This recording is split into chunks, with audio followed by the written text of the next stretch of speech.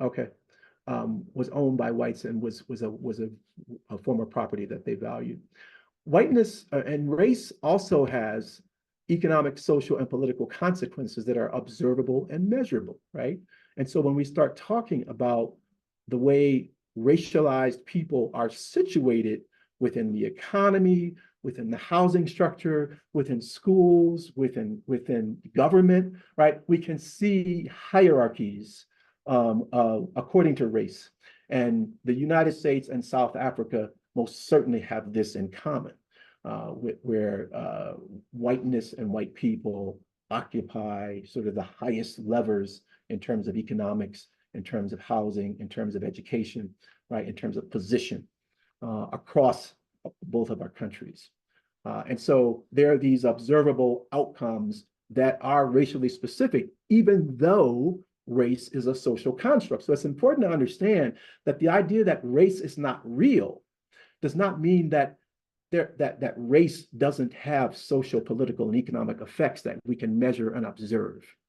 And some of the conservative discourse that we are both subject to in US and South Africa argues that having a conversation about the way in which race is constituted in our economic and political and social structures is a way of advancing a perspective around the immutability of race, and that is not what that is. Okay, and I'll talk a little bit more about that later. Critical race theorists also view racism and white supremacy as endemic, meaning they're deeply embedded within the structure. They are almost sort of natural operating principles of our society. They are not outside of, they sit within. And in fact, they were born within the structure of both US and South African society. And they're deeply structural in every way that in which I described before, right? The other thing that I think people are challenged by is this idea of critical race theory, or that critical race theorists purport, is that racism, right, at least in terms of the societies that we both live in, is permanent because of the way in which it's deeply embedded within the very structures of society. And so if you're going to get rid of racism, you might have to redo society in some kind of critical way, which critical race theorists don't talk a lot about, right? You'd have to read other literature. You know, the Marxists talk about revolution, and critical race theorists don't really talk about revolution. What they talk about is the effort to sort of advance a movement against racism, recognizing that racism will always be in place. And what we do is wrestle against it in different ways as a way to mitigate its impact. The last thing I'll mention, and there's a lot of things I could say here, racism and white supremacy is intersectional in nature. A lot of scholars talk about intersectionality as being about differences among people. Intersectionality is not about differences among people. It is about different forms of discrimination intersecting, right? And creating a completely set of unique experiences for certain individuals. And so we can talk about African or African-American women and we can talk about sexism and racism being at the intersection in terms of their experience, right? And it's difficult to separate those things. Intersectionality was born out of Kimberly Crenshaw's sort of analysis of what was happening to Black women in the United States court system, who were arguing that they were being discriminated against at work because of their race and their gender.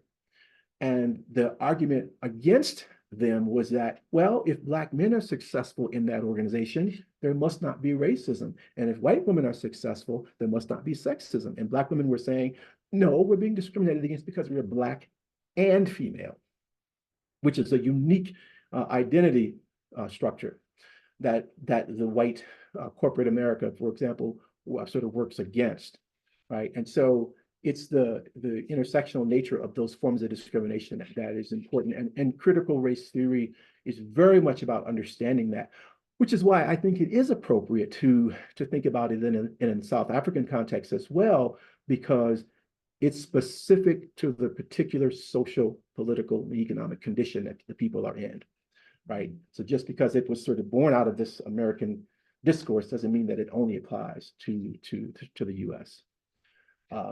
I would argue that critical race theory sees African people as central to the narrative on slavery, colonialism, apartheid, this thing we call a liberal democracy that we're both kind of living in now, and there are all kinds of problems and challenges with that, right? And this idea that we sort of hold in the back of our consciousness about around freedom and what that ultimately looks like. So I see this as a continuum, right? And there's a tendency for us to think about slavery and colonialism as very different projects. And what you have to understand is that they were absolutely connected, and they were all forms of exploitation of Africa, right? My people are from Nigeria, right? And we know that that was one of the places where there was the greatest degree of exploitation of bodies sent to the U.S. for slave labor. And colonialism was as slavery was ending, right? Because politically, it could not be tolerated around the world, right? After a certain point.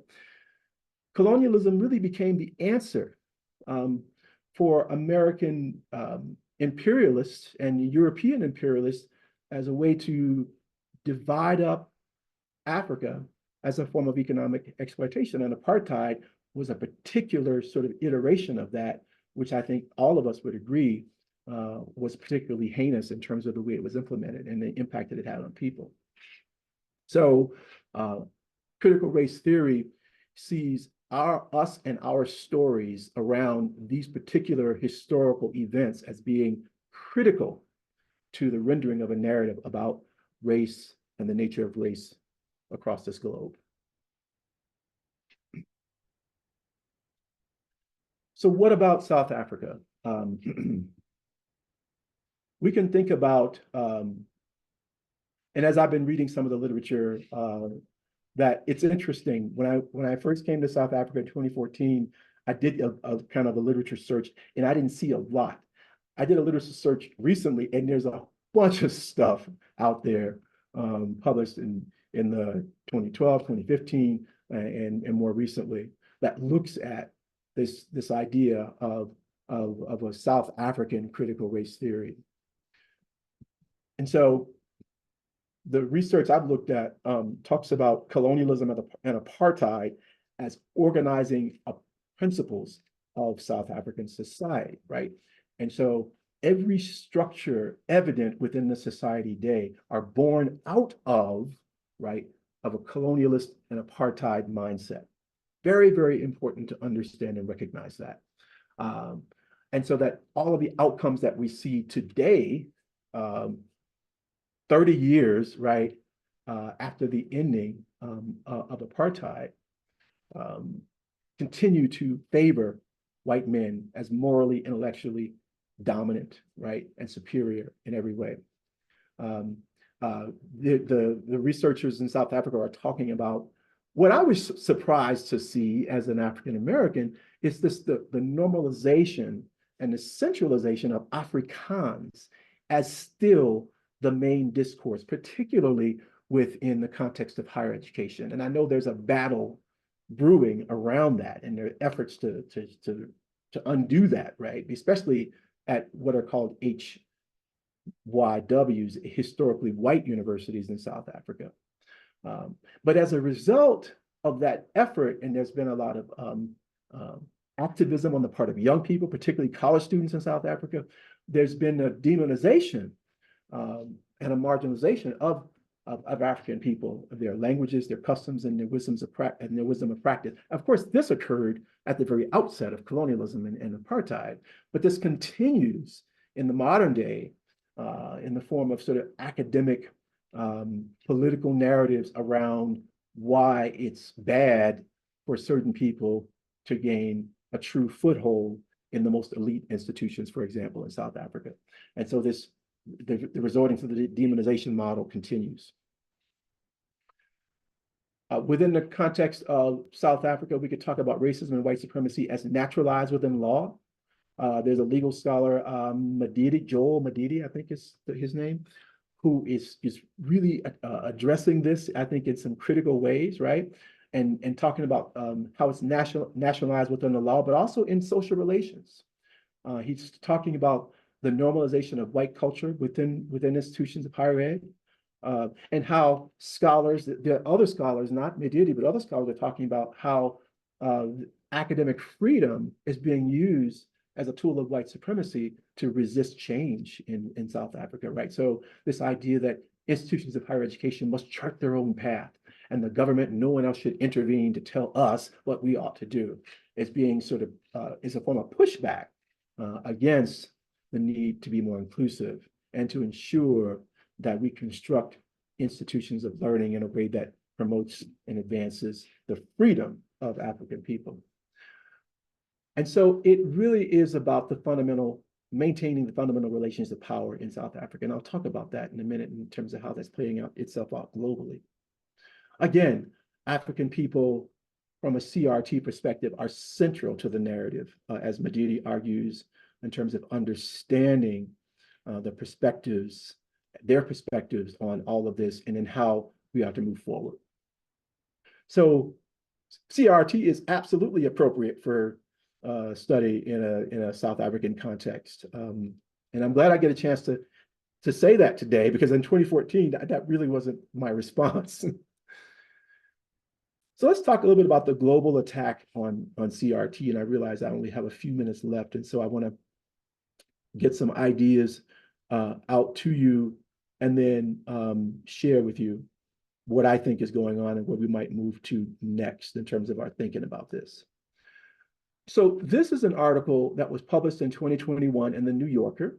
And it was about Christopher Rufo. Remember that name, very important name. Who essentially weaponized critical race theory against itself, right? And it led to where we are today, where critical race theory, at least in the United States, has become a dirty word. People are afraid to say it, and so on. So in 2020, this is when all of this began. As you know, we were in the midst of a global pandemic, and racism and white supremacy were in full view like never before. In the United States, this was precipitated by the heinous and very public murder of George Floyd by a white police officer. He was killed on television, right? Right before our very eyes. We watched it unfold. And we had just come out of an era where folks like Trayvon Martin and George Garner and many others, including African-American women, were also murdered at the hands of police. But in those instances, we had to rely on the storytelling, oftentimes, of the murderer, right, to help us understand what actually happened. In this one instance, we had everything on film, so it was irrefutable. And we were all at home. So we had time, right? You know, black young people here say, I got time today. And so we had time to really explore what is going on. Well, the Black Lives Matter movement had already gained a lot of ground in terms of uplifting our condition and arguing for why we needed to be at the center of arguments around freedom and justice. And they took this issue up. And what we saw was an opening up of the conversation about race and racism in America and across the globe. There were conversations in the mainstream media. It also led to major investments around structures that support diversity, equity, and inclusion in universities and corporations and hospitals and other organizations throughout the US, and I think across the globe. And so for the first time in my life, and I've been doing this work, you know, for a long time, I felt like there's an opportunity for some radical transformation here in this country and perhaps elsewhere, right? I think other people also saw that. Christopher Rufo also saw that and began to develop a strategy for how he would essentially turn this conversation around.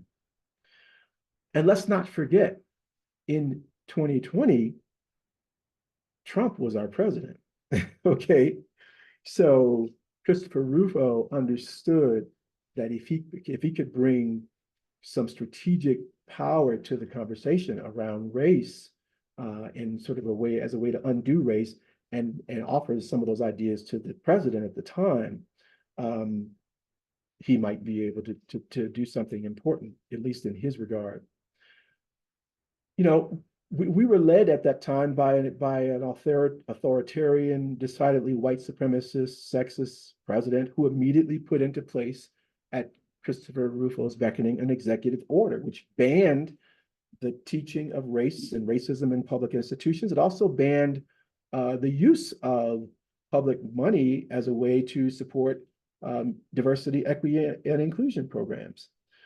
There also began to be a political assault on the reputations of people who were doing this work, both in the area of critical race theory, but particularly in the area of DEI, because of the potential impact that DEI work has, right, on our institutions, that it's about social transformation of our institutions. There was also this recognition that CRT provided, in many ways, the intellectual foundation for the Black Lives Matter movement.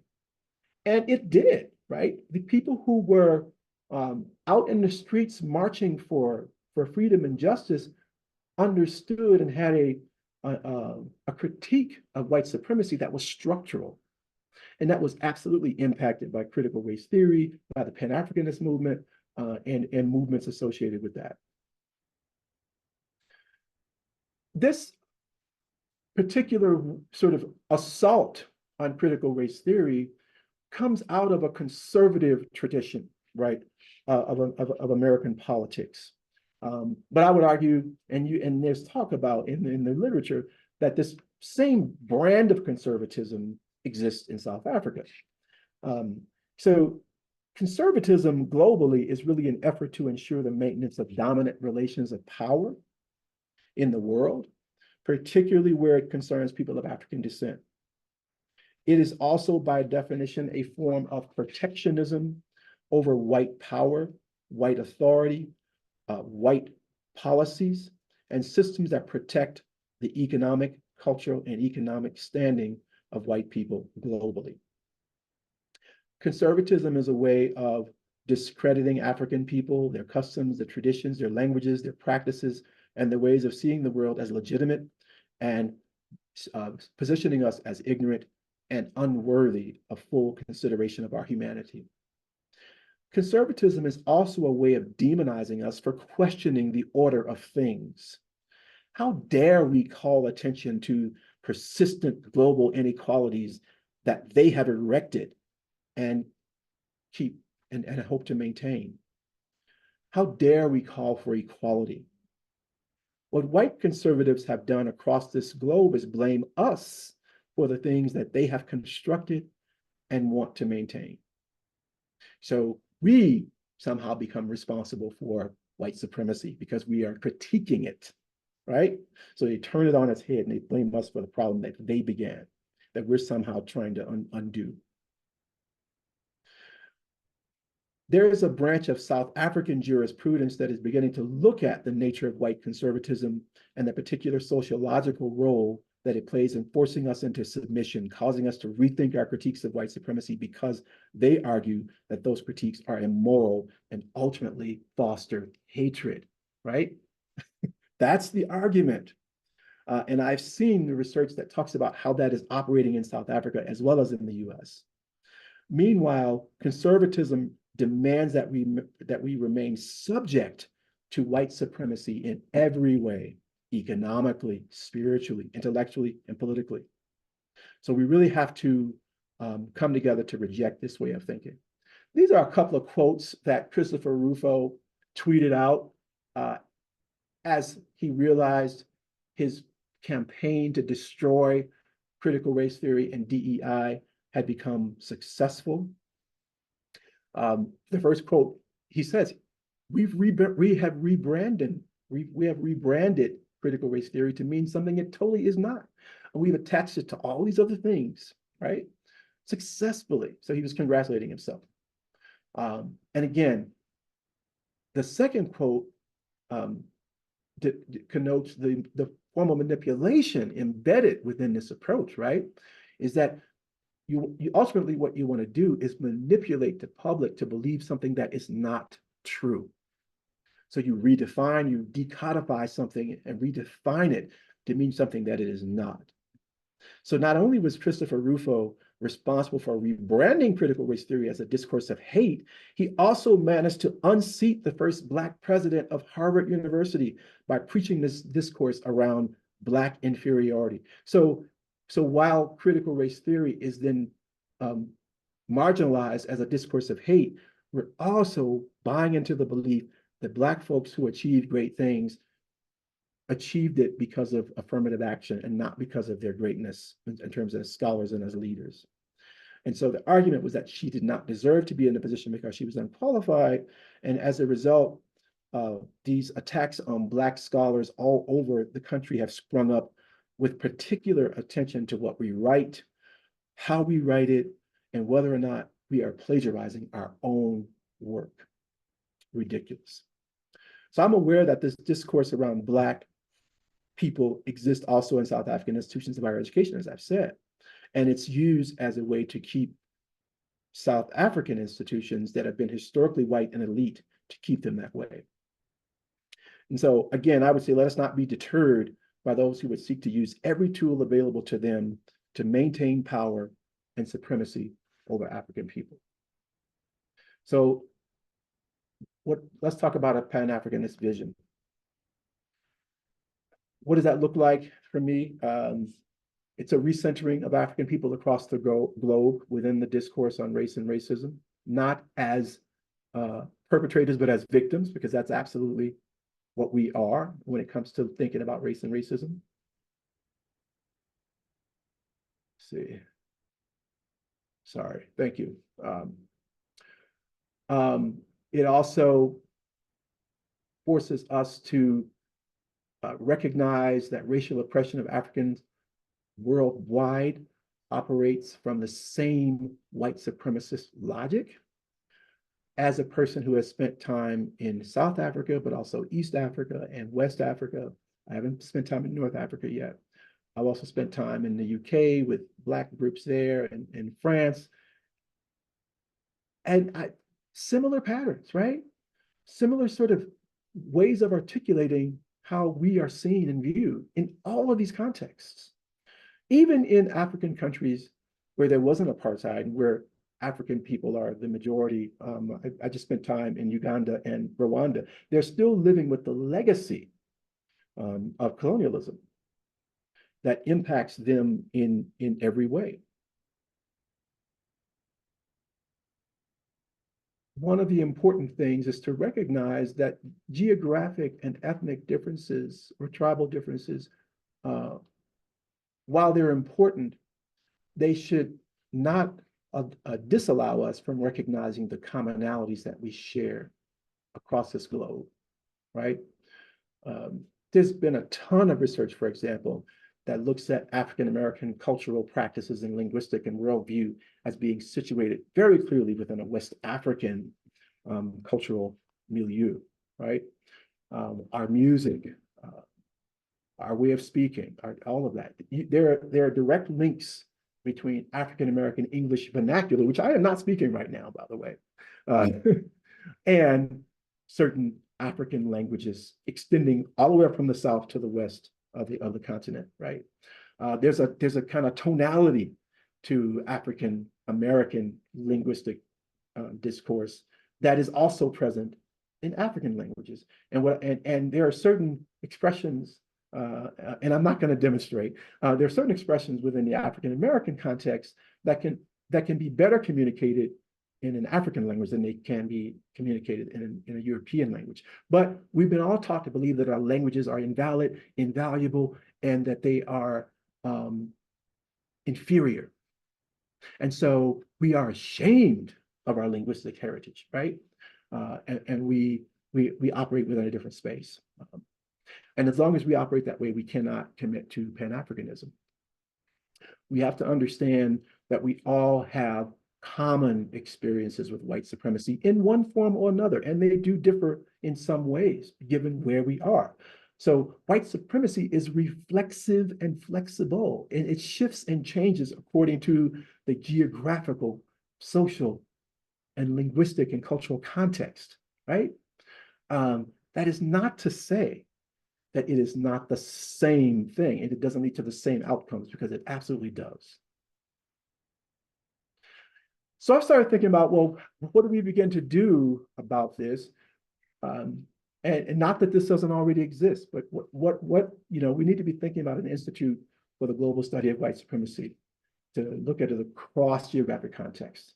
Like we can talk about white supremacy in Brazil and how it has affected people, African descendant people there, and compare that to what's happening here, and compare that to what's happening in South Africa, but even parts of Africa where there are very small white populations that were historically colonized. We need to be examining the commonalities between the victims of white supremacy across the globe, and we need to be seeking a common discourse for addressing these challenges.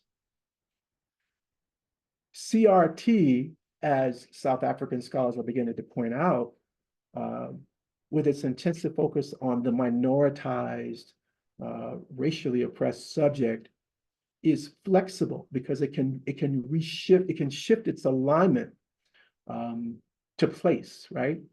And place matters. And so CRT allows for conversations around indigeneity and what that means within the context of society, and how that itself has been racialized and erased, right, as a way for white supremacy to advance itself. Critical race theory can help us, I think, move toward this discourse of freedom that would be transnational and global. And African-centered, because again, critical race theory is concerned about the subject, right? And if the subject is African, then critical race theory is necessarily African-centered, but it's also anti-racist. It's also non-heteronormative. It's non-elitist, and it's not centered in any one religious doctrine or practice. And so that is very important, I think, if we think about a unifying framework, that it doesn't exclude people on the basis of gender, sexual orientation, gender identity, religion, social class, right? That critical race theory is expressly anti-elitist and sexist, right? And intersectionality, I think, creates a space for us to really be able to talk that through in some incredible ways. All right, my PowerPoint is doing its own thing. I think I'll stop there and say thank you. Thank you very much, Marvin. Quite a moving presentation. We really appreciate that. We'll quickly make some few reflections. I'm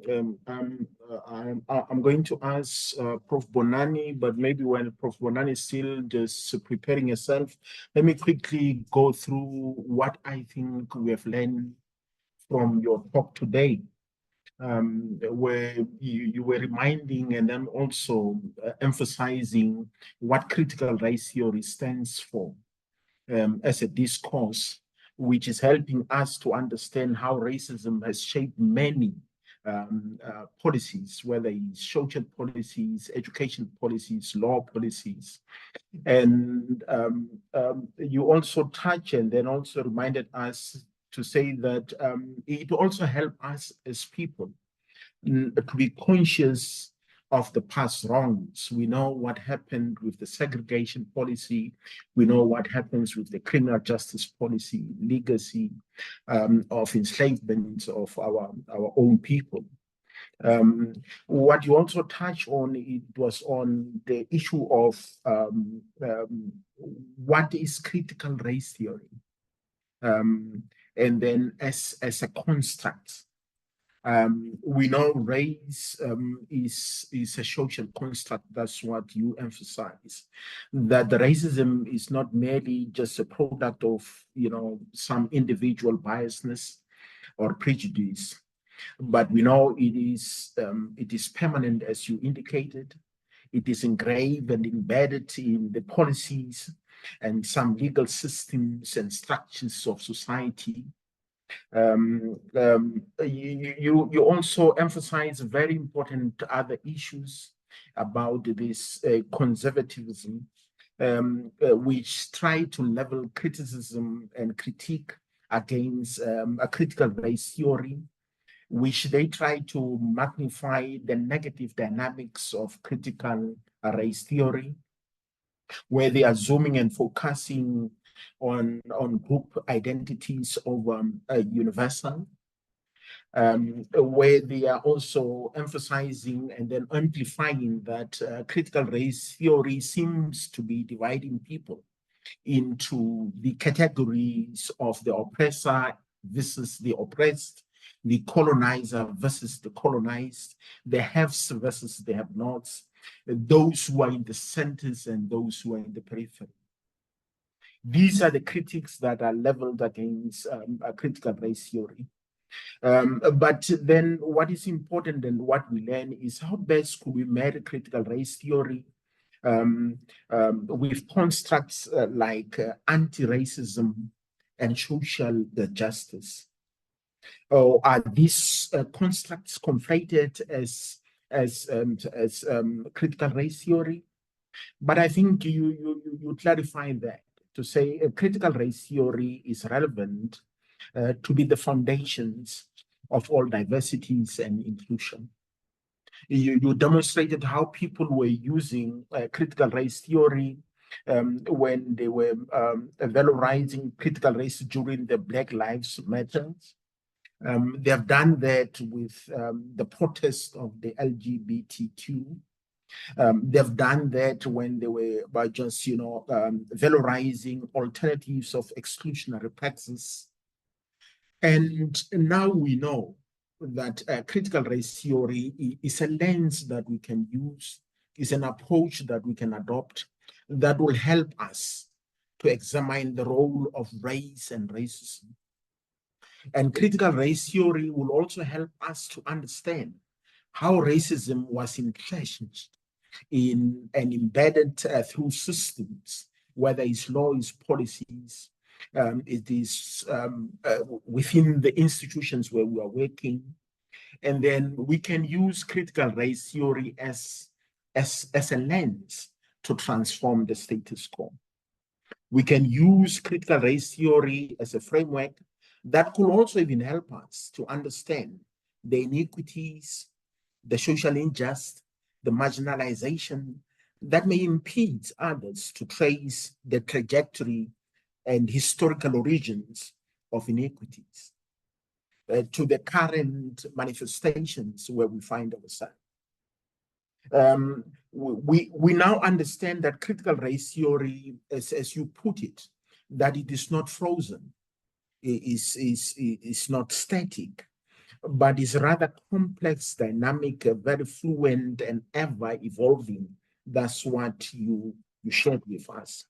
You also indicated that a critical race theory recognizes that our biological makeups or ideas of racial differences are just mere social constructs. And then it is through critical race theory that our own racial social constructs were fabricated to shape and then influence certain policies, how institutions are run, to replicate, racial inequities. Maybe just to wrap up, maybe I should also reflect on some of the issues that you touch on about these conservatives and the level of criticism that they leveled against critical race theory, which they say it just advocates discriminations against whiteness in order to achieve equity. And then those who counter against that kind of discourses, they would say no. Critical race theory, a scholar like Ibrahim Kendi, who said discrimination that creates equity can be considered anti-racism. And then other conservative critics that were leveled against critical race theory I know there was this judge who was saying the best way to stop discrimination on the basis of race is to stop discriminating on the basis of race. But there were people who countered that by saying and then arguing that it will be very difficult for us to do that, to see how one can have a racial objective, but take a non-racial means to solve that problem. So a critical race theory, now we understand, that was born out of the postmodern theorization or thought, which is very skeptic on the issues of objectivity of knowledge, universal values, entitlement, rationalism, and liberalism. Now we can comfortably say that critical race theory is about centering the voices of the people who have historically been marginalized, colonized, whether they experience apartheid or colonization crystallized in apartheid. And then this critical race theory is a race-centric discourse with certain elements and features that offers a systematic critique of the legal, the social systems that are there. And it calls for the attention to the legacy of racism. It also adopts the framing that will help us to understand the evils and the wrongdoings of the past. Thanks, Marvin. Let me not take the whole time, and then just pause there, and then give Prof. Bonani also to make few reflections. And then after that, then we'll open floors and then also entertain questions from the audience. Prof. Bonani, are you there? Yes, I am here, but I feel like I am covered. I think what we can do is to open for a discussion. I am deep in thought after Prof's thought-provoking, insightful and very deep conversation. And I'll just I'll just focus on where you were talking about his articulation of centering and recentering, and how in towards the end he articulated the framework of intersectionality or notions, and how it might help us understand, but not only understand, serve for purposes of decolonial scholarship. It's Prof, with a lot of appreciation that you engage us in this manner and force us to reflect. And like I said, there's so many things that are in my mind right now, but probably I'll come back again later. We may open to hear the response and the inputs of others. Prof Nkwane, thanks. Thank you very much, colleagues. The floor is open for questions and comments. Marvin, if you are able to also read the chat, maybe we can also check what is in the chat box. Yes, I see a couple of questions there. Yes, maybe you want to start. Okay. And the first question is about promotion criteria tailored for whites at a vast majority of the scholars, and we deal with that same issue, right? And this goes back to the argument that critical race theory makes about the structures that we find ourselves in higher education or any other institution are sort of nestled within whiteness, and not only are they nestled within sort of white ways of thinking, but they are also designed and structured as a way to protect and promote and advance white people, right? And not us. And so those of us who who manage to be successful within these contexts, we oftentimes do it despite that. We oftentimes do that work. We do that by being twice as good, by working 2 or 3 times as hard, and dealing with 2 or 3 times the difficulty in terms of our personal lives and other types of conditions that we have to confront in order to be successful and maintain success. One of the examples of that kind of really interesting contradiction that I face in administration is this idea that white leaders, for example, get an opportunity to learn through their mistakes. Black leaders don't get to make a mistake, right? If you make one mistake, that's it. And so there are these really interesting contradictions, right? Even though we espouse a sort of language of equality and social justice in higher education, particularly in this context. I would say that critical race theory can help you to really look at the history in terms of how these institutions were developed in the first place. And there is research out there that's starting to look at that, again, within the context of South Africa, right? It's not about America, it's about South Africa, using a critical race lens to say, hey, look at how this started, right? This is an artifact of apartheid. And as such, until we are able to remake it, revision it, and I know there's some charters that were written that are supposed to sort of outline a vision for what a new democratic, diverse South Africa is supposed to mean, and there's some discussion about that for higher education. But the criticism that I've read suggests that work is still too theoretical and conceptual in nature, and that it doesn't do enough to explain the how. Like, how do we go about? And I do think it starts with, and I would say to that same question, to the second question as well, it starts with our mind and our thinking about what the problem is in the first place. All too often, when we talk about what systematically occurs in higher education in terms of the systematic exclusion of African people from the highest rungs of elite institutions in both of our countries, we engage in self-blame, right? They didn't work hard enough. They were too vocal. They were too engaged in community work, right? We don't hold the system accountable for doing what it says it's supposed to do in these liberal democracies that we live in, and that is to advance all people, regardless of race, class, gender, whatever. And so we don't hold the systems accountable. We go along with this inferiority notion that we aren't being successful because we simply aren't good enough.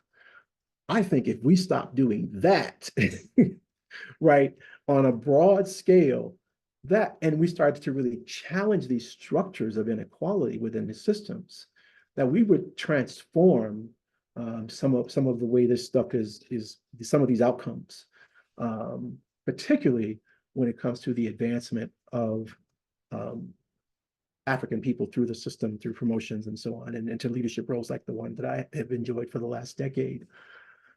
When I was at the University of South Africa, I was working with a colleague who had gotten a doctorate at Michigan State University and was getting ready to go through the promotion process. And I had an opportunity to, as I said, interact with a number of different scholars there. And one of the scholars I interacted with there was a very well-established, tenured Black scholar who, and if you know anything about, Black elites, right? Some folks, and I guess maybe I put myself in that category, maybe I wouldn't, I don't know. But some people maintain that elite status by rejecting other Black people who haven't quite made it to where they are. And I saw that dynamic in place at that institution between this junior South African scholar and this more senior South African scholar. And I said to that South African scholar, you need to help that person be successful and make sure they get tenured. And I said, that is your job, right? And my friend, who was the junior person, said, I don't need that. I don't, and took offense in a way that I would do that. But the outcome was that that person was promoted and advanced, right? because this person in a much more powerful position who was recognized around the world for their research took the time and said, no, I'm going to stand and I'm going to listen and I'm going to support this person because that is what is important to do at this time. So that makes a huge difference, right? In terms of how we see each other, how we see ourselves, and the role that we play in advancing the work of people who look like us, but who are also committed to our freedom as African people. You know, the other aspect of that is a revisioning and remaking of institutions of higher education, right? Question is, how do we get to that, right? Again, I think South Africa is further along than we are because you have some things in writing that suggest how that might happen. And I think of kind of resituating yourselves on some of those charters that really look at, like, I think your leader's original vision around what South Africa should look like is important to revisit and to have as a deeply embedded sort of strategy that you take up as you start to think about the future. The question is, how do you resist white domination and conservatism and power in the process of doing that? And I think you just have to hold fast. The next question talks about Professor Seshaba, the intellectual giant that he was, and then how critical race theory can help us disrupt the permanence of white supremacy. Again, I think it starts with the mind. In the United States, we have an area of study we call Afrocentricity or African-centered thought, and this is a collection of African American scholars, some of them from the continent or from Jamaica, people like John Hope Franklin and folks like that. Cheikh Diop is actually African. And they talk about the mind, the African mind, and how colonialism, white supremacy, slavery was very successful in controlling our mind and forcing us to think like white people and not to think like ourselves or to be focused on our own self-determination. I would say that is huge.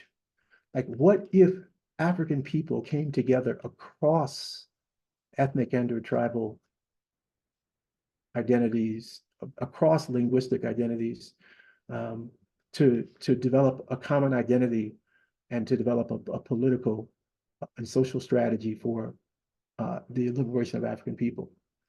What if that happened, right? I was in Rwanda recently, and they just celebrated the 30th anniversary of the genocide in Rwanda. My wife is from Ghana, and she talks about that as an example of the way African people don't have the ability to be able to work together, right? And I said, I think it's deeper than that, right? Because when you go to Kigali, the memorial in Rwanda that sort of documents the history of this genocide, where over 1 million people were murdered in the span of 100 days, you understand the impact that colonialism had, right? And how Belgium, as a colonial power, part of the way it stayed and maintained power in Rwanda was by drawing sharp divisions between people that really didn't even exist, right? And developing resentment over time. And so as colonialism in Rwanda came to an end, you had these two groups of people that were at war, right? And then you had a president who was a Rwandan who carried out this quote unquote final solution, or began to carry it out, right? And it's very reminiscent of what happened to the Jews in World War II, right? And the people who built this memorial in Kigali are Jewish, and they recognize this as yet another Holocaust. But it all was about sharpening divisions between African people within the same context, right? And elevating those divisions to such an extent that people would be willing to kill each other en masse. Of course, aided and abetted by France, who supplied weapons, machetes and machine guns and all kinds of killing tools for them to be able to operationalize this mass murder of over 1 million people. So that's, I think, where we have to begin to disrupt the permanence of white supremacy, is through unity among African people. And let's be clear, there have always been white folks that would be willing to work alongside us, right, to help advance the cause of African liberation. But I don't think we should rely on white people. Neither should we exclude them from the movement. The movement for Black lives in America was powerful because there were white folks who were equally invested in trying to foster a new vision for America after George Floyd. And so my comments about white supremacy are not to negate white people as an absolutely necessary force in helping to advance the freedom of African people, but it has to be on our terms, right?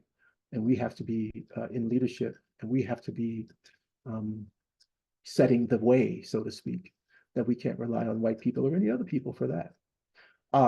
Should we be coalitional and working with other groups across the spectrum? Absolutely. In the United States right now, there's an attack on critical race theory, but there's also an attack on the LGBTQ+ community. And historically, the African American community, which has LGBTQ+ people in it, let's be clear, just like African communities across the globe have LGBTQ+ people in it. But there's this sort of whitening of that space where you think of, well, that LGBTQ people are white and therefore cannot connect with Black folks. And that's a misnomer. And that is a problem, right? And so that is why the laws in Florida continue to be what they are in terms of being sexist and homophobic and racist, and excluding content around African Americans, because major political groups will not come together to think about how they can advance the cause of freedom. So there's definitely an opportunity for coalition building across these different groups. I think that there's some folks within the Mexican American and indigenous communities in the US, for example, who would be absolutely important for us to connect with.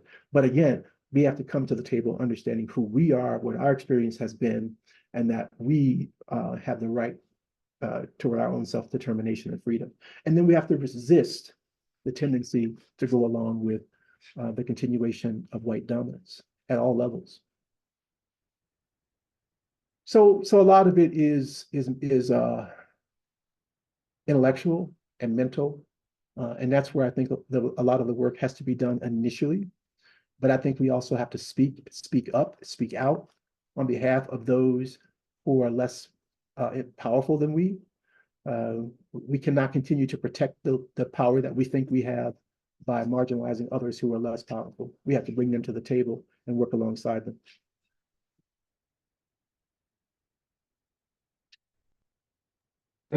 Thank you, Marvin. Colleagues, if you have questions, you can show by raising your hand and asking a question, or maybe perhaps just dropping your comment or the question on the chat box. But the floor is open, colleagues. You can ask questions. Joanna, Professor Joanne, the FORMAP. Thank you very much. Thank you. Yes, thank you. And thank you for the opportunity every Wednesday to be here. It really is an interesting forum as we get insights into, the Pan-Africanist movement and the other ideas. I'm thinking of the other one that we had a couple of weeks ago. I want to thank Professor Lynn for his insights and his clear description of CRT. I also wish to invite everyone in the forum to another discussion that my colleague Sharon and I are hosting on Monday with Professor Sabello. And I've put the information in the chat box, and I will send the flyer to this group, the messages in response to the messages that I received. But again, from the Caribbean, thank you very much for the opportunity to be joining in on a Wednesday, for us Wednesday morning. Thank you. Thank you. Thank you very much, Prof. Colleagues, you can still raise your hand and ask questions.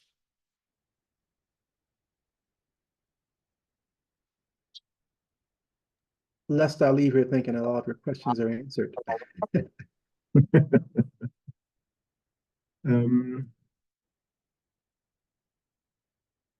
If I may, Prof, Yes. yeah, just to also appreciate Prof Lynn in his emphasis, because it's so key to why we come together even in this platform as well. His emphasis on bringing on board our junior members of staff, mentoring, coaching, leading by example, bringing them on board into the reality of complexity, contradictions, you know, somewhat disconnect with our own, you know, identities and aspirations. It's so key. And he talked also about challenging the silencing or the demonization of curiosity or questioning. Some of the things or the systemic processes and practices that we've come to normalize and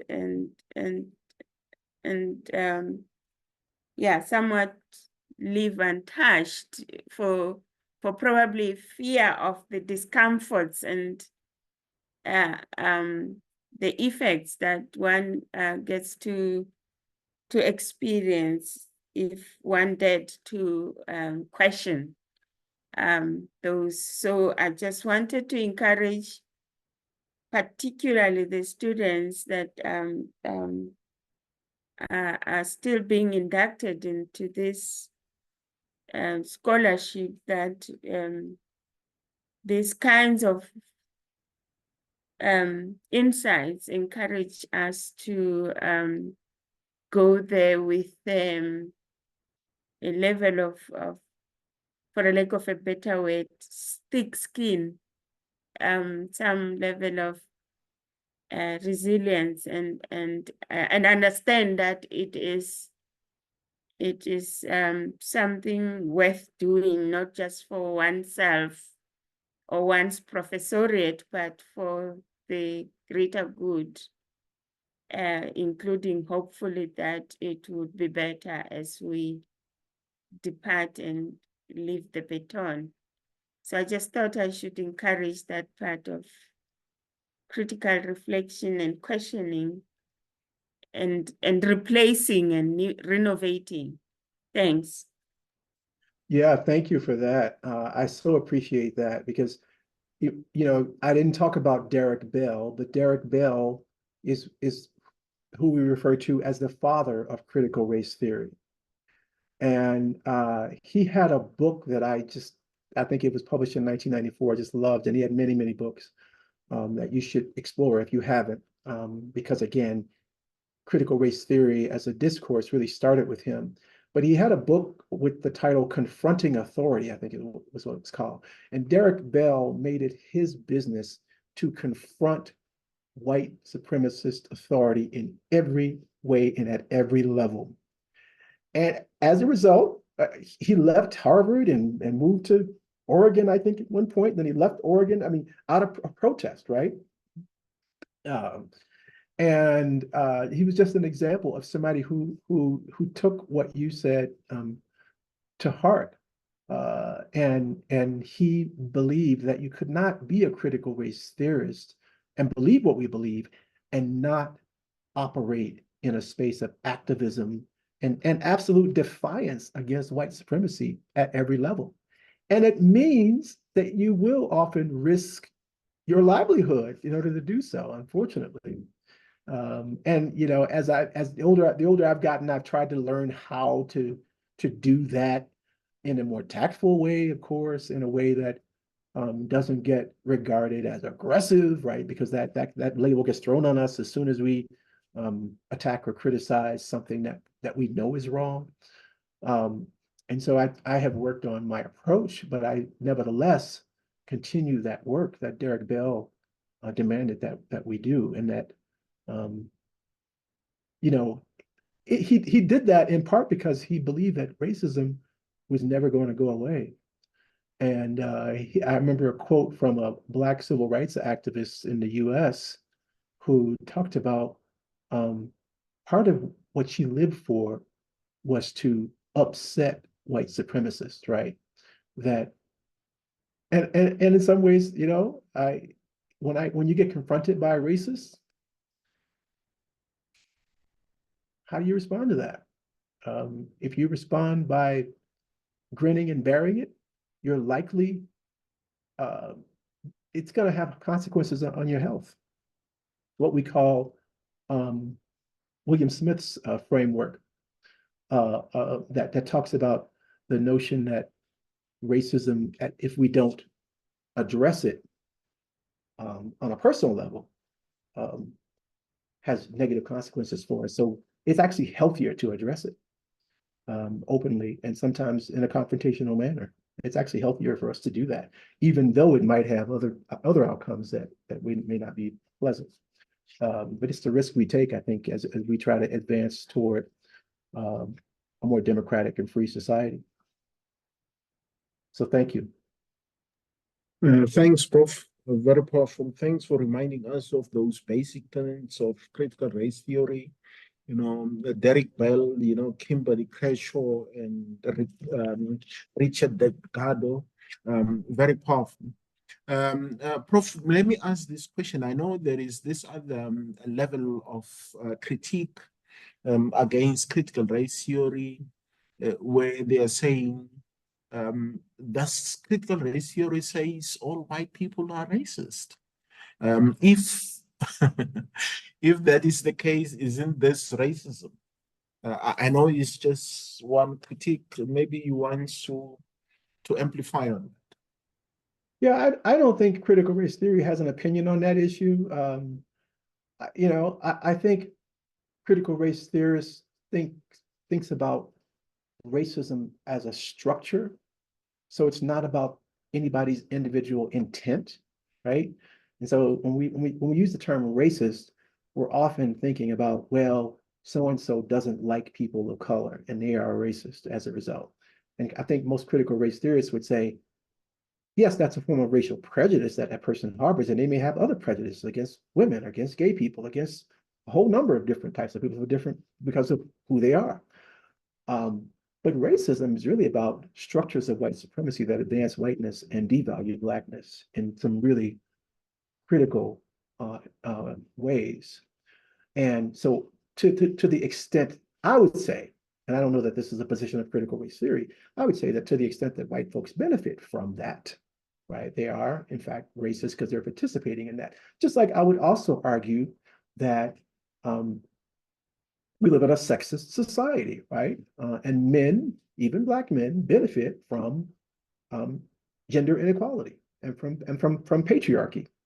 And so are we deeply sexist in some significant ways as a result of that? Absolutely. And do we as men have to overcome that? Absolutely. And I would say the same thing for white people, that it's an overcoming of one's racism, and it's a wrestling with that every day. And when I hear white people talk about, yeah, I was sitting on the train and this Black man came toward me and I was immediately fearful. And then I had to check myself and say, why do I fear that man, right? What is it about him besides the color of his skin? and for white people to operate within that space, and for white people who sort of I think Joe Fagan and people like that talk about being race traders, right? And they are intentional about what was talked about earlier, in terms of ensuring the success of Black and brown people in their spaces. And so Joe Fagan would say, yes, I'm a racist, but I'm actively trying to overcome it, and I'm trying to undo racism at every turn, right? And so the term racist isn't about intentionality, it's about structure, right? And it's about working against that, to move toward a more equal society, a more democratic society. And unless white people are doing that, then they are part of the problem, right? Unless we're doing that, we're part of the problem. Thank you, Prof, for clarifying that. We know that critical race theory is as a practice has been vilified from different corners. As radical, others would say is divisive. But your response, clears our thoughts by just reminding us that racism is not just an accidental act, perpetrated by solely an individual, a bad actor, but is entrenched within, is very systematic, and is embedded within the policies, laws, institutions that will replicate, the racial inequalities. I think that was profound. Colleagues, I think I wanted to put Prof. Sankara on the spot. Prof, do you have anything that wants to reflect on or comment on? Prof. Sankara? I commend our dear brother for an outstanding presentation. The comments have been on point.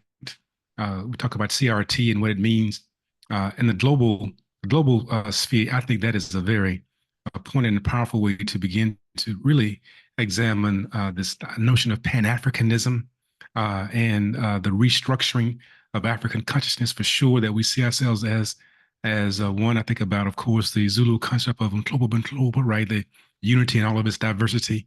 And so I just I thank our dear brother, Dr. Marvin Lynn, for an outstanding presentation on this day. And Dr. Lynn, I would like to communicate with you off of this conversation about a few things. I'm in the Atlanta area, so I want to engage you in another discussion about Pan-Africanism and the work that we're doing throughout the African diaspora. I would love that. Love that. Thank you. And I know you're probably way better read than I am. Being in administration, I don't have the time that I need to really dig deeply. And so, thank you for kind of forcing me to go back to my roots, my scholarly roots, to really explore this literature and to try to understand where is CRT now. Because when I started doing CRT back in the mid to late 90s, we're in a different place, right? And so you kind of forced me to come out of the administrivia and to get back into the scholarship, and thank you for that. And then I look forward to connecting with you and others as we try to make this through. Well, thank you so much, brother. Thank you, Prof. Sankara, and thanks, Prof. Marvin Lynn.